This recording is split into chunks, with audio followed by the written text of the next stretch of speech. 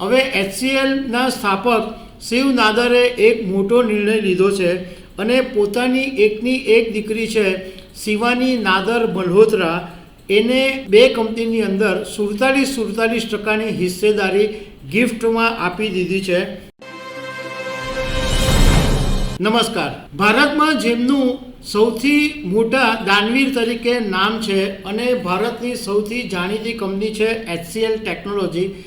HCLના founder Shiv નાદરે એક મોટો નિર્ણય લીધો છે અને પોતાની એકની એક દીકરીને મોટી જવાબદારી આપી છે. તો એમની જે દીકરી છે શિવાની નાદર એ કોણ છે એના વિશે હું તમારી સાથે વાત કરીશ. મારું નામ રાજેશ શાહ છે અને તમે જોઈ રહ્યા છો ગુજરાતના સૌથી મોટા ડિજિટલ ન્યૂઝ પ્લેટફોર્મ ખબર છે .com.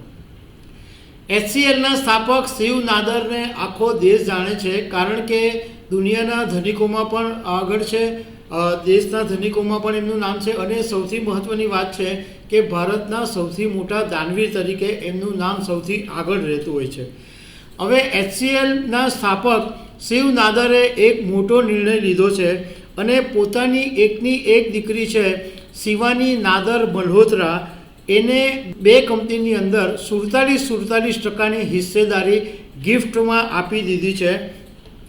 એક HCL કોર્પમાં અને બીજી વામા દિલ્હીમાં.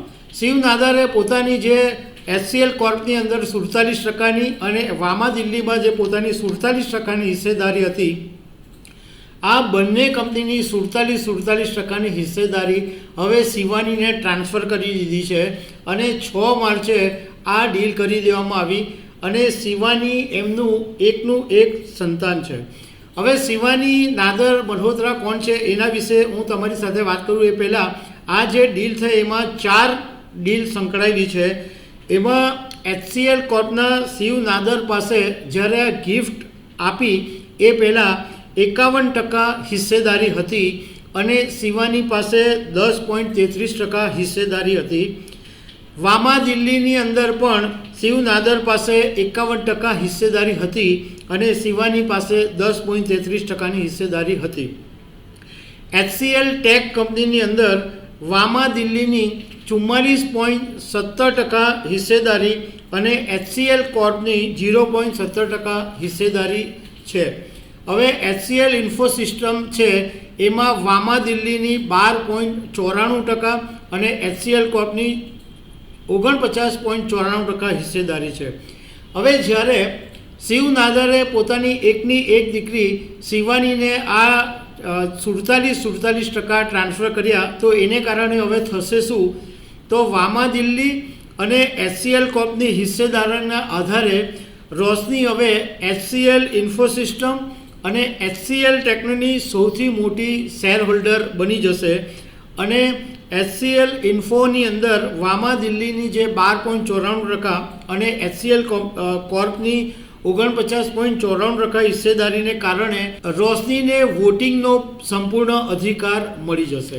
હવે રોશની વિશે તમારી સાથે વાત કરું તો રોશનીનો જન્મ 1982માં દિલ્હીમાં થયો હતો અને HCL એન્ટરપ્રાઇઝની અંદર એક્ઝિક્યુટિવ ડિરેક્ટર અને CEO તરીકે અત્યારે શિવાની જવાબદારી સંભાળી રહ્યા છે. એટલે શિવાનીની જો અત્યારે ઉંમર જોઈએ તો લગભગ 43 વર્ષના છે, પરંતુ 28 વર્ષની ઉંમરે એમણે કંપનીની અંદર જવાબદારી સંભાળવાની શરૂ કરી દીધેલી. શિવાની નાદર છે એનું જે પ્રાથમિક શિક્ષણ છે એ દિલ્હીની અંદર થયું હતું અને એમણે રેડિયો, ટીવી અને ફિલ્મ સેક્ટરની અંદર નોર્થ વેસ્ટર્ન યુનિવર્સિટીમાં કોમ્યુનિકેશનમાંથી ગ્રેજ્યુએશન કર્યું હતું અને બિઝનેસ એડમિનિસ્ટ્રેશનની અંદર શિવાનીએ માસ્ટર ડિગ્રી મેળવેલી છે. એણે શિવાનીએ થોડો સમય ન્યૂઝ પ્રોડ્યુસર તરીકે પણ કામ કરેલું છે.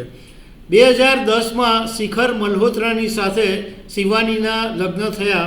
શિખર મલ્હોત્રા છે એ HCL હેલ્થ કેરની અંદર વાઇસ ચેરમેન છે. શિવાની વિશે એવું કહેવાય છે કે એ સમાજ સેવાની સાથે પણ જોડાયેલી છે અને બહુ કુનેહપૂર્વક કંપની સંભાળી શકે એવી ક્ષમતા ધરાવે છે. તો દર્શક મિત્રો, આવી અનેક વાતો સાથે અમે તમને મળતા રહીશું. Thank you very much.